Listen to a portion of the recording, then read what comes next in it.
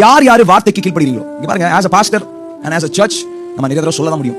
நீங்க எங்க போறீங்க, என்ன பண்றீங்க, வீட்ல ஜெபம் பண்றீங்களா, பைபிள் வாசிக்கிறீங்களா அப்படினா சிசிடிவி கேமரா வரைக்கும் நம்மளால பண்ண முடியாது.